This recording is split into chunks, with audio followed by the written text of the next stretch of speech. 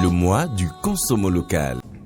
Le ministère de l'Agriculture, de l'Élevage et de la Pêche est à la base des ressources productives qui entrent dans la consommation, au moins pour ce qui concerne le secteur agricole. Et je ne voudrais pas perdre du temps ici pour vous démontrer l'importance de ce secteur, qui est un secteur vital pour le tissu socio-économique de notre pays. Alors, pour rappeler l'essentiel du secteur agricole qui nous nourrit, et qui nous habille, qui nous produit également de quoi se soigner, on peut classer les différents domaines de production, qui sont les productions végétales, qui servent l'aliment de base, et qui est le pan le plus important de la consommation. Et à ce titre, nous avons les productions vivrières, le maïs et le riz en l'occurrence. Nous avons les tubercules, le manioc, le liam. Nous avons d'autres produits qui ne sont pas aussi courants, mais qui sont tout aussi importants pour la consommation. Nous avons la catégorie des légumineuses que constitue le haricot, le soja qui est désormais en plein essor. Nous avons l'arachide, nous avons le vanzou, toute une gamme diversifiée de produits qui laisse un choix très large aux consommateurs. Sur le plan des produits maraîchers, c'est toute une panoplie également, depuis la tomate, les oignons jusqu'au piment et tout ça. Et quand nous rentrons dans les cultures qui participent à l'exportation ou à l'alimentation du tissu agro-industriel, vous avez naturellement le coton. Nous avons aujourd'hui en plein essor le karité. Nous avons des produits comme l'anacarde et j'en passe. Alors tout ça pour dire que nous n'oublions pas du côté de la production animale et halieutique. Essentiellement, c'est ça qui nous produit nos protéines, c'est-à-dire la viande de toute catégorie, la viande de bœuf, les volailles, les petits ruminants et tout le reste.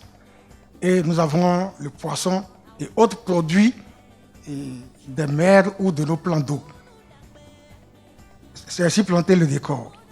Alors, le plus important, c'est comment mobiliser toutes ces ressources pour contribuer efficacement à la sécurité alimentaire des populations, c'est-à-dire donner à manger, nourrir la population à partir de nos produits locaux. C'est ça d'abord le premier leitmotiv.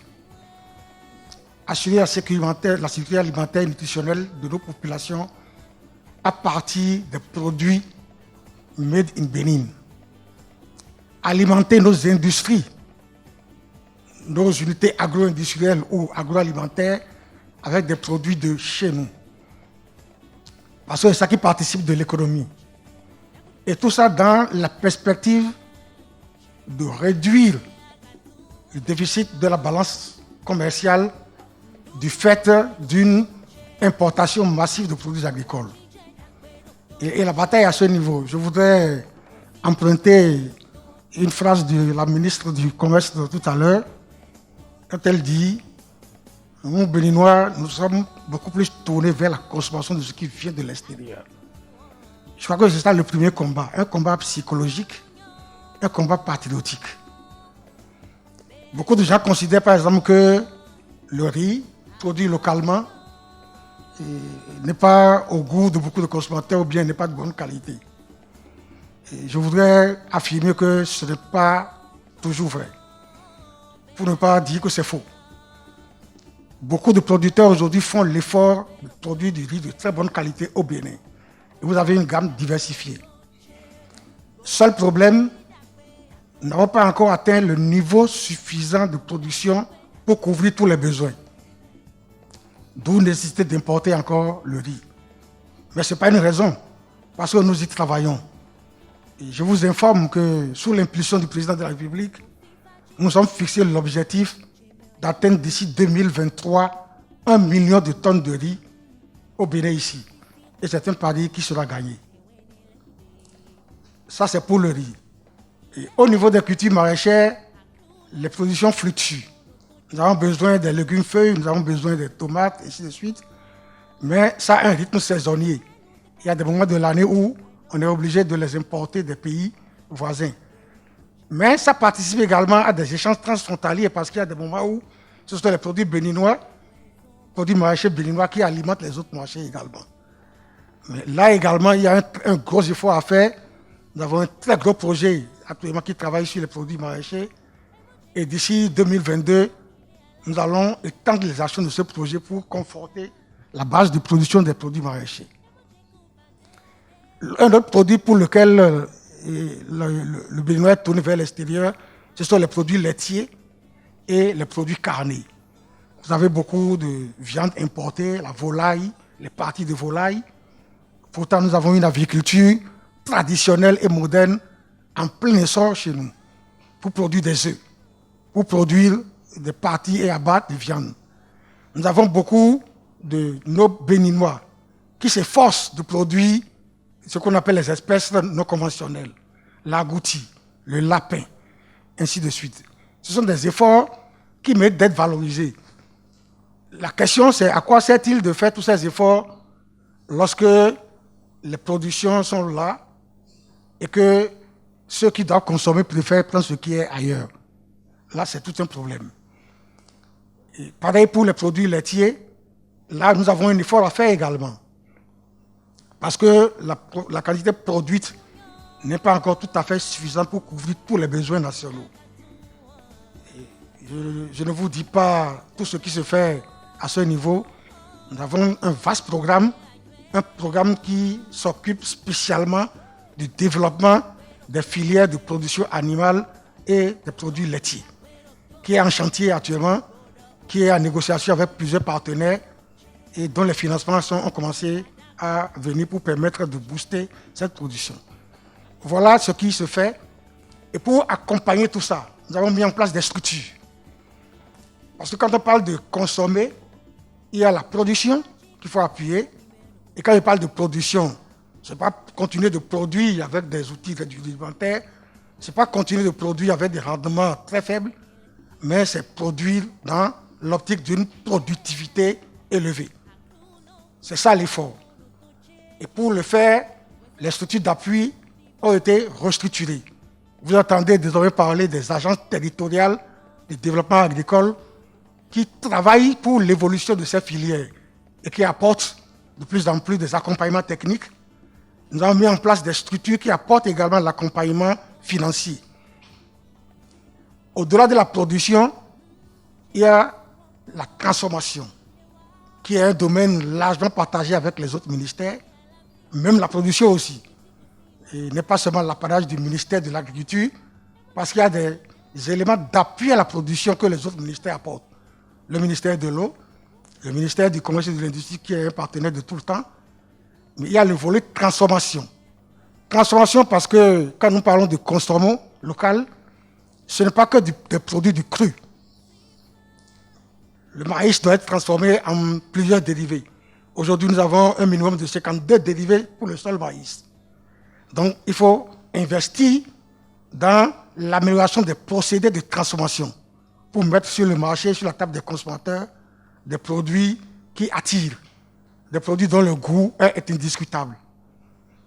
Nous avons donc tout ce travail à faire. Et sur le plan de la qualité, c'est ce qui est souvent incriminé. La qualité, c'est-à-dire le niveau de transformation, la présentation du produit et la façon dont on le met en marché et dont on le conserve. Et j'avoue qu'il y a des efforts à faire à ce niveau pour atteindre les standards très élevés. Mais je dois avouer également, et ça je ne vous apprends rien pour ceux qui ont l'habitude d'aller visiter les foires et expositions aujourd'hui, qu'il y a énormément d'efforts que les Béninois font actuellement sur la transformation, même artisanale de nos produits, la transformation semi-artisanale. Il y a beaucoup de PME, PMI qui se chinent tous les jours pour améliorer la qualité de leurs produits.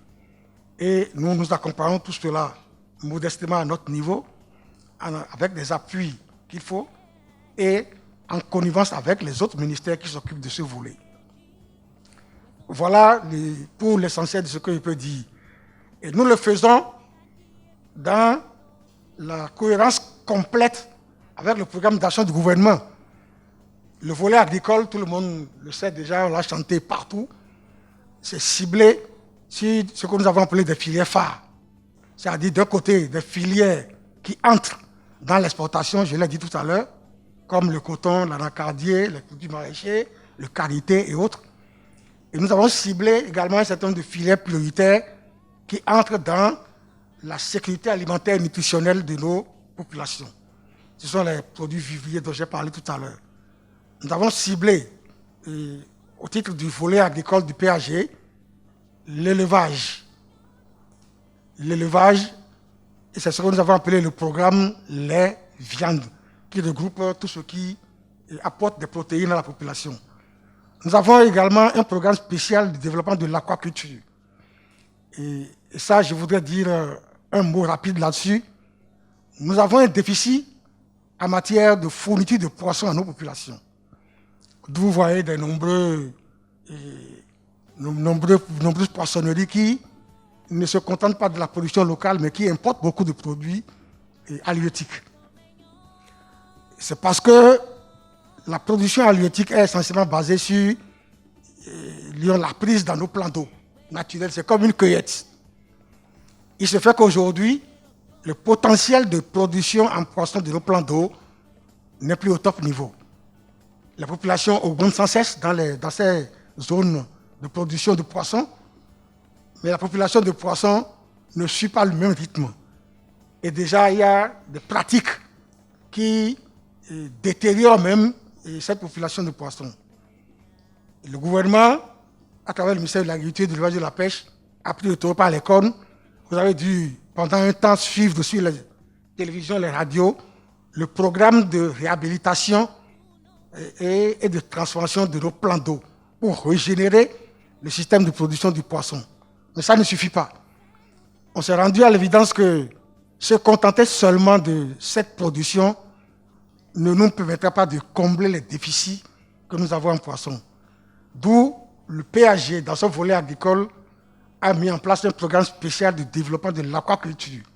C'est-à-dire apprendre aux Béninois à consommer du poisson produit, élevé par les Béninois eux-mêmes. Et je dois avouer que, peut-être dans la salle ici, et vous le savez sans doute, beaucoup de Béninois se sont investis, ou ont commencé à investir dans la production de poissons. Mais ce qui va les encourager davantage, c'est lorsque nous-mêmes, consommateurs, ne dédaignons pas ce poisson qui est produit chez nous et dont la qualité n'est pas mauvaise du tout, pour se tourner constamment vers le poisson importé d'ailleurs.